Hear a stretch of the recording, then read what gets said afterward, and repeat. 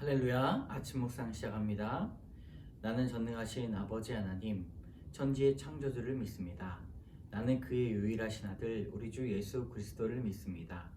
그는 성령으로 잉태되어 동정녀 마리아에게서 나시고 본디오 빌라도에게 고난을 받아 십자가에 못 박혀 죽으시고 장사된 지 사흘 만에 죽은 자 가운데서 다시 살아나셨으며 하늘에 오르시어 전능하신 아버지 하나님 우편에 앉아 계시다가 거기로부터 살아있는 자와 죽은 자를 심판하러 오십니다.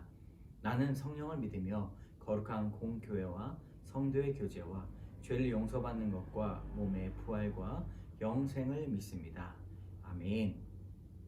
할렐루야. 우리 369장 함께 찬양하겠습니다.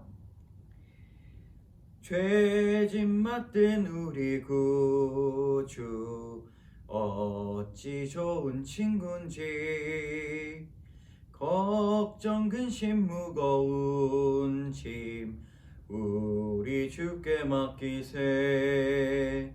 주께 고함 없는 고로 복을 받지 못하네.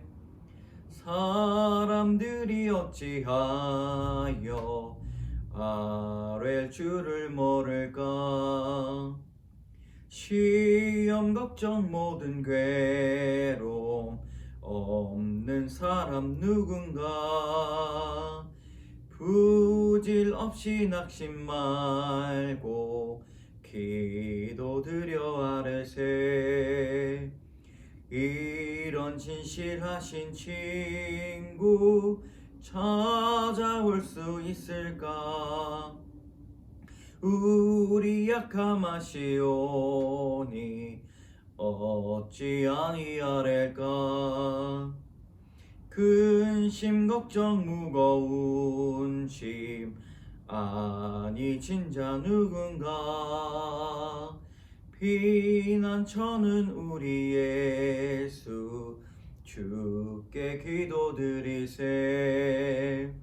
세상 친구 멸시하고 너를 조롱하여도 예수 품에 안기어서 참된 위로 받겠네. 아멘.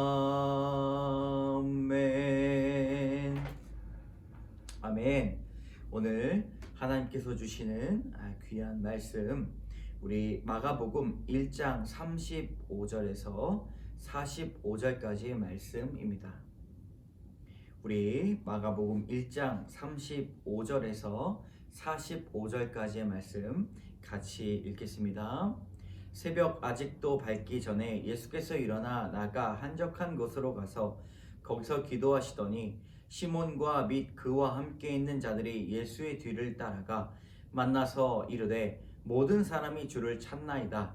이르시되 우리가 다른 가까운 마을로 가자. 거기서도 전도하리니 내가 이를 위하여 왔노라 하시고 이에 온 갈릴리에 다니시며 그들을 여러 회당에서 전도하시고 또 귀신들을 내쫓으시더라.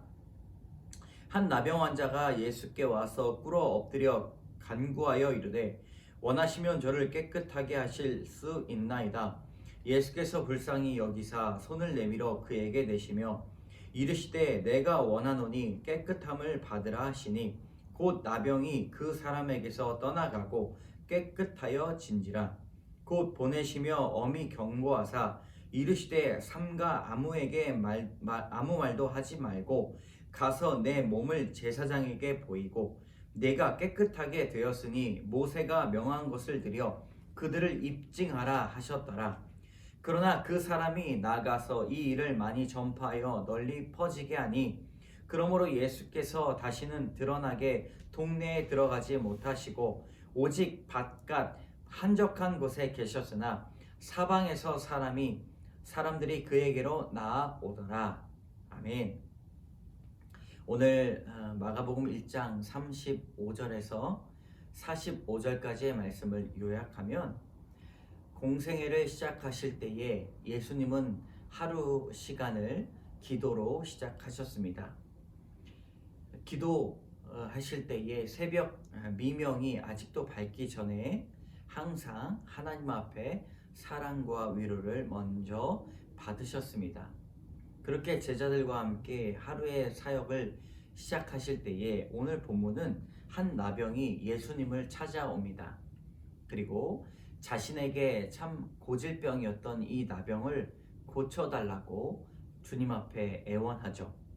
그때 예수님께서는 친히 불쌍히 여기시며 이 나병 환자를 깨끗하게 하시고 또 제사장에게 몸을 보이게 하십니다.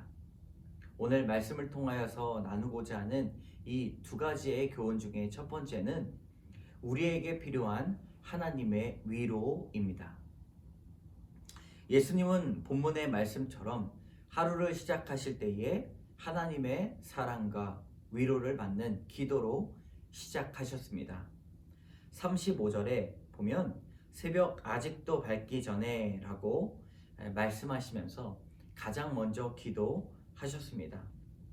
여러분, 기도하실 때 예수님께서 하나님 앞에 무엇을 기도하셨을까요? 그것은 하나님의 위로와 그리고 사랑을 확인하며 성령의 힘을 덧입으셨다라고 볼 수가 있습니다. 예수님께서 매우 바쁘시게 사역을 하시는 가운데에서도 하나님의 사랑과 위로를 먼저 채우셨다는 것이죠.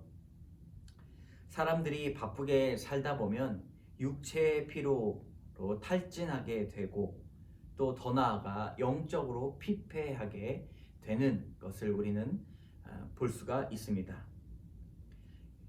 영적으로 피폐하게 된다면 우리는 열심히 살더라도 우리는 왜 살아가야 하는가, 무엇을 위해 살아가야 하는가를 날마다 잊어버리게 됩니다.